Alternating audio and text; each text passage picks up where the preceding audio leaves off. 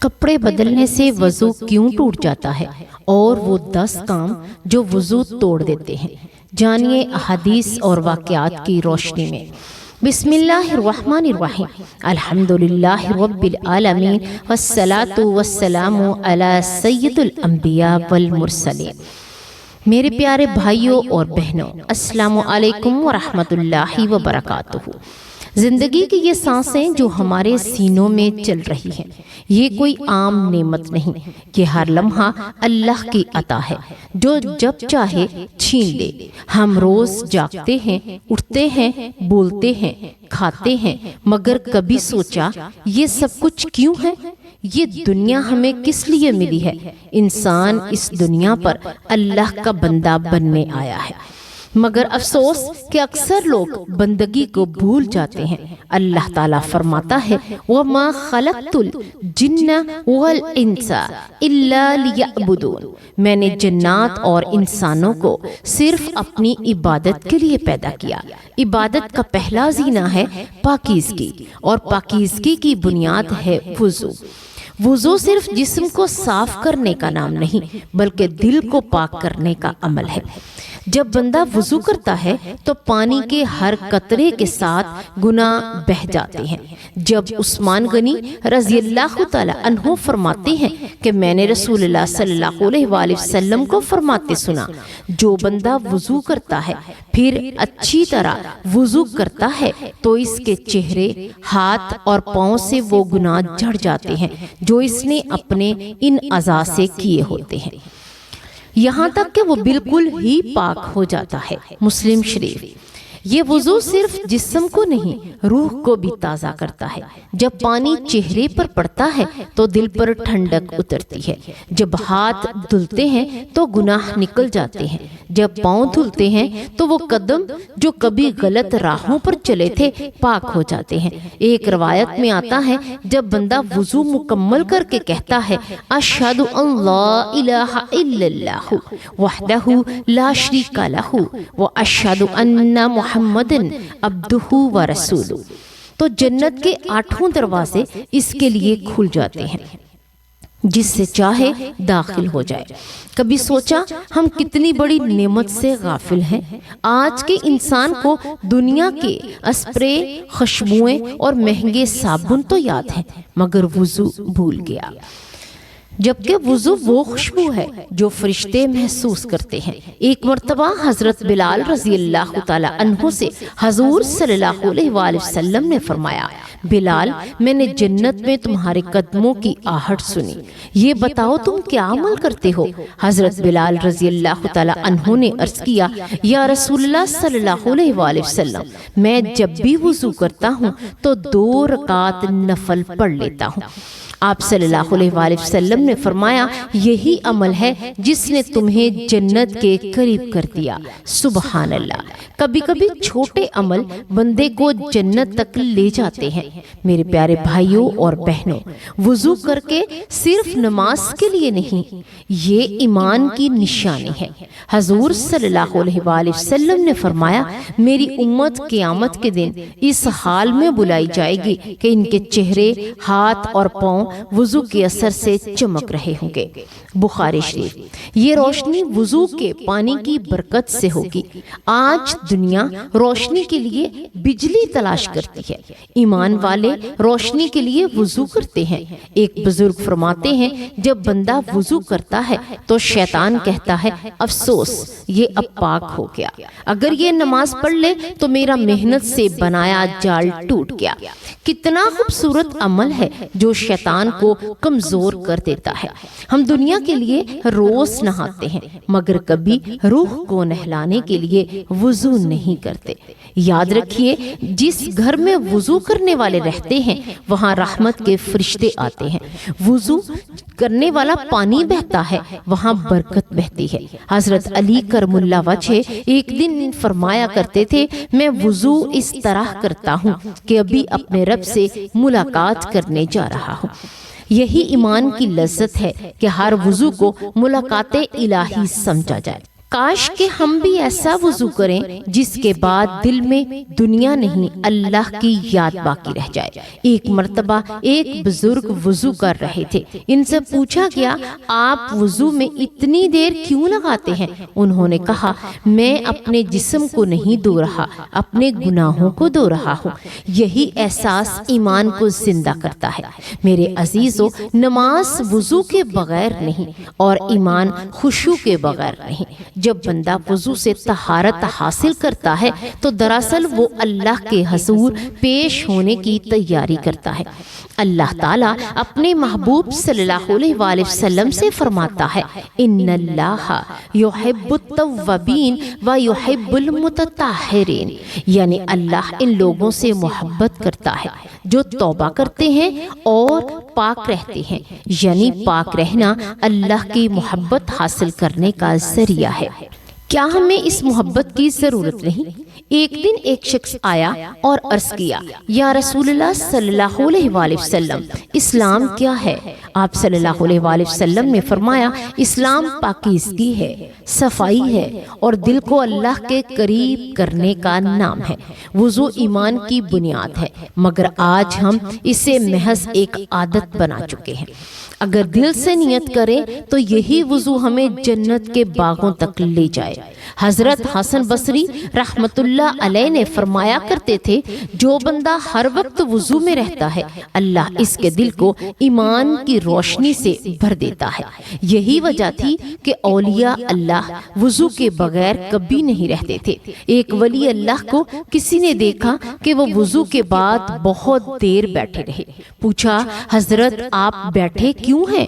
فرمایا میں انتظار کر رہا ہوں میرا دل بھی میرے چہرے کی طرح پاک ہو جائے۔ سبحان اللہ، کاش کہ ہمیں بھی وضو میں وہ احساس نصیب ہو جائے جو ان بزرگوں کو تھا۔ میرے بھائیوں اور بہنوں، کبھی غور کرو وضو کی ایک سنت میں حکمت چھپی ہے۔ جب کلی کرتے ہیں تو زبان پاک ہو جاتی ہے، جب ناک میں پانی ڈالتے ہیں تو دل کی غفلت دھلتی ہے، جب چہرہ دھوتے ہیں تو آنکھوں کی نافرمانی مٹ جاتی ہے، جب ہاتھ دھلتے ہیں تو گناہ جڑ جاتے ہیں، جب پاؤں دھلتے ہیں تو قدم جنت کے راستے پر چلنے کے قابل بن جاتے ہیں۔ یہ وضو دراصل بندے کا باطنی غسل ہے۔ ایک روایات میں آیا کہ حضرت محمد صلی اللہ علیہ وآلہ وسلم نے فرمایا جو شخص وضو کر کے 2 رکعت نفل اس نیت سے پڑھتا ہے کہ دنیا کے گناہ مٹ جائیں تو اللہ اس کے پچھلے گناہ معاف فرما دیتا ہے۔ کیا ہم بھی ایسا وضو نہیں کر سکتے؟ ایک نوجوان تھا جو گناہوں میں مبتلا تھا۔ ایک دن ایک عالم نے کہا بیٹا تم وضو کر لو اور وضو کے بعد دل سے اللہ سے بات کرو۔ اس نے وضو کیا، پہلی بار دل سے پانی کے ہر قطرے کے ساتھ اس کی آنکھوں سے آنسو بہنے لگے۔ اس نے کہا اللہ میں تیرے پاس لوٹ آیا ہوں، اور وہ لمحہ اس کے لیے زندگی کی سب سے بڑی تبدیلی بن گیا۔ میرے بھائیوں اور بہنوں، یہ وضو صرف پانی نہیں، یہ دلوں کو بدلنے والا نور ہے۔ کبھی دل بے چین ہو وضو کرو، کبھی خوف ہو وضو کرو، کبھی دل سیاہ ہونے لگے تو وضو کرو، کیونکہ وضو صرف بدن نہیں دھوتا، دل کو بھی منور کر دیتا ہے۔ میرے عزیزو، جب بندہ وضو کے بعد نماز کے لیے کھڑا ہوتا ہے تو سمجھ لو کہ وہ اس وقت زمین پر کھڑا نہیں ہوتا بلکہ اپنے رب کے دربار میں حاضر ہوتا ہے۔ نماز اللہ سے ملاقات ہے، نماز عاشق کی گفتگو ہے، نماز دل کی سکون گاہ ہے۔ حضور صلی اللہ علیہ وآلہ وسلم فرمایا کرتے تھے اے بلال نماز کے لیے اذان دو تاکہ ہم سکون حاصل کریں۔ یہی نماز وہ لذت ہے، وہ نبیوں کو، ولیوں کو اور عاشقان خدا کو نصیب ہوتی ہے۔ لیکن افسوس آج ہم نے نماز کو ایک رسم بنا لیا۔ ہم نماز پڑھتے ہیں مگر دل حاضر نہیں، زبان کہتی ہے اللہ اکبر مگر دل دنیا میں ہوتا ہے۔ حضرت علی رضی اللہ تعالی عنہ فرماتے ہیں میں جب نماز میں اللہ کے سامنے کھڑا ہوتا ہوں تو میرا دل کانپ اٹھتا ہے، کیونکہ میں جانتا ہوں میں بادشاہوں کے بادشاہ کے سامنے کھڑا ہوں۔ میرے بھائیوں اور بہنوں، کاش کہ ہم بھی ایسی نماز پڑھ سکیں جہاں دل کانپ جائے، جہاں آنکھوں سے آنسو بہہ جائیں، جہاں دنیا کے شور سے روح نکل کر صرف اللہ سے ہم کلام ہو جائے۔ نماز محض چند رکعتیں نہیں، یہ ایمان کی جان ہے۔ حضور صلی اللہ علیہ وآلہ وسلم نے فرمایا، نماز دین کا ستون ہے، جو اسے قائم رکھے گا اس نے دین کو قائم رکھا، اور جو اسے چھوڑ دے گا اس نے دین کو گرا دیا۔ ایک بزرگ فرماتے ہیں، اگر تم جان لو کہ تم نماز میں کسی سے بات کر رہے ہو تو تمہاری روح وجد میں آ جائے گی۔ نماز بندے کو اللہ کے قریب کرتی ہے۔ قرآن کہتا ہے، اقیموا الصلاۃ ان اللہ تنہی عن الفحشاء والمنکر۔ نماز بے حیائی اور برے کاموں سے روکتی ہے، یعنی اگر نماز دل سے ہو تو گناہ خود بخود چھوٹ جاتے ہیں، لیکن اگر ہم نماز پڑھ کر بھی گناہ میں رہیں تو سمجھ لو کہ دل ابھی جاگا ہی نہیں۔ ایک دن ایک شخص نبی صلی اللہ علیہ وآلہ وسلم کے پاس آیا اور کہنے لگا، یا رسول اللہ صلی اللہ علیہ وآلہ وسلم، ایک آدمی ہے جو نماز پڑھتا ہے مگر چوری بھی کرتا ہے، زنا بھی کرتا ہے، جھوٹ بھی بولتا ہے۔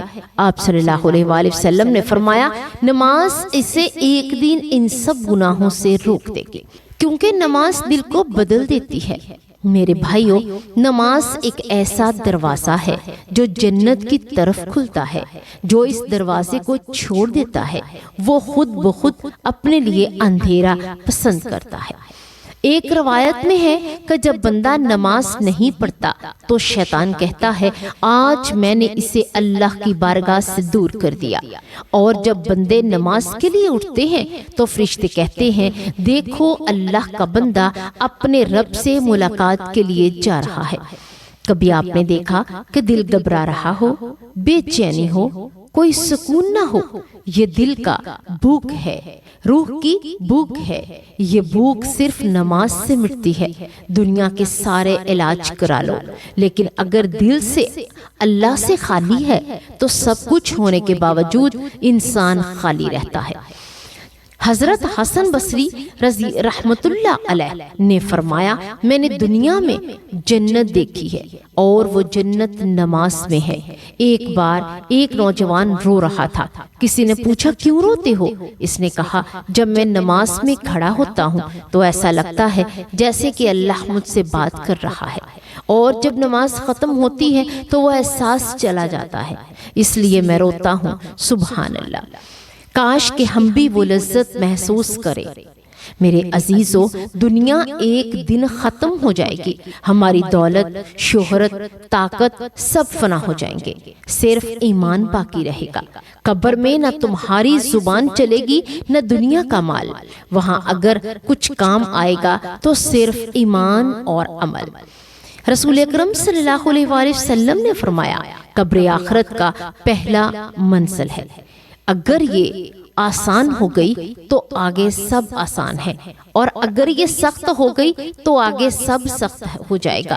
ذرا سوچو، جب ہمیں مٹی سے اتارا جائے گا، سب چھوڑ کر چلے جائیں گے اور فرشتے سوال کریں گے، من ربک من دینک ما تقول فی ھذا الرجال، تمہارا رب کون ہے، تمہارا دین کون ہے، اور تم محمد کے بارے میں کیا کہتے ہو؟ کیا ہم جواب دے سکیں گے یا زبان بند ہو جائے گی؟ اس لیے ابھی وقت ہے۔ زندگی کے اس لمحے میں اگر ہم توبہ کر لیں، وضو کر کے اللہ کے حضور جھک جائیں، تو وہ رب جو 70 ماؤں سے زیادہ محبت کرتا ہے ہمیں معاف فرما دے گا۔ ایک روایت میں ہے کہ رسول اللہ صلی اللہ علیہ وآلہ وسلم نے فرمایا، اللہ رات کو ہاتھ پھیلاتا ہے تاکہ دن میں گناہ کرنے والے توبہ کریں، اور دن کو ہاتھ پھیلاتا ہے تاکہ رات میں گناہ کرنے والے توبہ کریں۔ یہ کتنا رب عظیم ہے، رحیم ہے، جو چاہتا ہے کہ بندہ لوٹ آئے، وہ چاہتا ہے بندہ سجدہ کرے، وہ چاہتا ہے کہ بندہ روئے اور کہے، اللہ میں گناہگار ہوں مگر تیرا در بند نہیں۔ میرے پیارے بھائیوں اور بہنوں، یہی زندگی کی اصل حقیقت ہے۔ یہ دنیا دھوکے کا گھر ہے۔ یہاں کی خوشیاں وقتی ہیں، اصلی خوشی اللہ کے قرب میں ہے۔ حضرت عمر بن عبدالعزیز رحمت اللہ علیہ کی زندگی دیکھو۔ خلیفہ بننے کے بعد بھی اتنے عاجز ہو گئے کہ ایک رات اپنی بیوی فاطمہ سے کہنے لگے، فاطمہ ذرا وہ چراغ بجھا دو، میں چاہتا ہوں کہ اس مٹی کے اندھیرے کو محسوس کروں، کیونکہ ایک دن یہی اندھیرا میری قبر میں بھی ہوگا۔ وہ چراغ بجھا کر کمرے میں اندھیرا سا پھیل گیا اور خلیفہ رو پڑے، کہنے لگے، یا اللہ، اگر آج میرا حساب لے لیا جاتا تو میں کہاں جاتا؟ میرے بھائیوں، یہ احساس ایمان ہے۔ پیاری بہنوں، کہ ہم اللہ کے سامنے جواب دہ ہیں۔ جب یہ احساس دل میں آ جائے تو بندہ گناہ نہیں کرتا۔ ایک صحابی سے پوچھا گیا، آپ گناہ سے کیسے بچ جاتے ہیں؟ انہوں نے کہا، میں ہر وقت یہ سوچتا ہوں کہ میرا اللہ مجھے دیکھ رہا ہے۔ یہی احساس تقویٰ قرآن کہتا ہے، ان اللہ کان علیکم رقیبا، بے شک اللہ تم پر نگہبان ہے۔ پیارے ناظرین، وہ 10 کام جن سے وضو ٹوٹ جاتا ہے۔ نمبر 1 ہے پیشاب آنا۔ اگر کسی نے تھوڑا سا بھی پیشاب کیا تو وضو ٹوٹ جاتا ہے۔ نمبر 2 پخانہ آنا۔ قضاء حاجت کے بعد وضو دوبارہ کرنا ضروری ہوتا ہے۔ نمبر 3 ہوا کا خارج ہونا، یعنی پخانہ کی جگہ سے ہوا کا نکلنا، چاہے آواز کے ساتھ ہو یا بغیر آواز کے، وضو ٹوٹ جاتا ہے۔ نمبر 4 زیادہ خون یا پیپ بہنا۔ اگر زخم سے اتنا خون نکلے بہے کہ وضو ٹوٹ جاتا ہے۔ نمبر 5 قے آنا، یعنی منہ بھر کر قے آنا۔ اگر قے اتنی ہو کہ منہ بھر جائے تو وضو ٹوٹ جاتا ہے۔ نمبر 6 نیند آنا، گہری نیند۔ اگر انسان ایسی نیند سو جائے جس میں جسم کا کنٹرول ختم ہو جائے تو وہ وضو ٹوٹ جاتا ہے۔ نمبر 7 بے ہوش ہونا یا نشے میں ہونا۔ ہوش ختم ہونے سے وضو بھی ختم ہو جاتا ہے۔ نمبر 8 حیض یا نفاس، عورتوں کے مخصوص ایام میں۔ ان حالتوں میں وضو کے ساتھ غسل بھی فرض ہو جاتا ہے۔ نمبر 9 جنابت، یعنی جماع یا احتلام۔ اگر ناپاکی کی حالت پیدا ہو جائے تو غسل لازم ہے، وضو کافی نہیں۔ نمبر 10 نجاست کا لگ جانا یا جسم سے ناپاکی خارج ہونا۔ مثلا ناپاکی پانی یا پیشاب لگ جائے تو طہارت دوبارہ حاصل کرنا ضروری ہے۔ یاد رکھیں، کپڑے بدلنے، کھانے پینے یا صرف چھونے سے وضو نہیں ٹوٹتا جب تک کہ اوپر کی کوئی صورت پیش نہ آئے۔ جب انسان یہ جان لے کہ میرا رب مجھے دیکھ رہا ہے تو وہ جھوٹ نہیں بولتا، وہ ظلم نہیں کرتا، وہ حرام نہیں کھاتا، تو میرے پیارے بھائیوں اور بہنوں، اگر آج ہم نے دل بدل لیا تو کل ہماری قبر روشن ہو سکتی ہے۔ قرآن تلاوت، وضو، نماز، صدقہ، یہ سب روشنی ہے جب قبر میں وہ جو اترتی ہیں۔ ایک روایت میں ہے کہ جب مومن قبر میں جاتا ہے تو نماز اس کے سر کے پاس آتی ہے، روزہ دائیں جانب، صدقہ بائیں جانب اور نیک اعمال پاؤں کی طرف۔ اور جب عذاب آنے لگتا ہے تو سب چیخ کر کہتے ہیں، اے عذاب، یہاں سے گزرنے کی اجازت نہیں، یہ بندہ اللہ کا دوست ہے۔ سبحان اللہ۔ کیا ہم ایسے دوست بن سکتے ہیں؟ ہاں، بن سکتے ہیں اگر ہم وضو کریں، نماز قائم کریں، گناہوں سے بچیں اور دل میں اللہ کا خوف رکھیں۔ آؤ اب اس ویڈیو کے آخر میں ہم سب ایک ساتھ دل سے توبہ کریں، کیونکہ شاید یہ لمحہ دوبارہ نہ آئے۔ کہو کہ اے میرے اللہ، میں گناہوں میں تیری نافرمانی کی، میں نے دنیا کے پیچھے چل کر تجھے بھلا دیا، لیکن آج میں تیرے حضور حاضر ہوں، تیرے سوا کوئی پناہ نہیں، میرے گناہ معاف فرما، میری روح کو وضو کی طرح پاک کر دے، میری نماز کو اپنی رضا کا ذریعہ بنا، اور جب میں مروں تو میرا چہرہ وضو کے نور سے چمکتا ہو، میری قبر روشن ہو، اور قیامت کے دن جب سب خوفزدہ ہو جائیں تو مجھے اپنی رحمت میں چھپا لے۔ یا اللہ، تجھ سے وعدہ کرتے ہیں کہ آج کے بعد نماز نہیں چھوڑیں گے، دل سے وضو کریں گے، گناہوں سے توبہ کریں گے، اور تیرے در کو اپنا سہارا بنائیں گے۔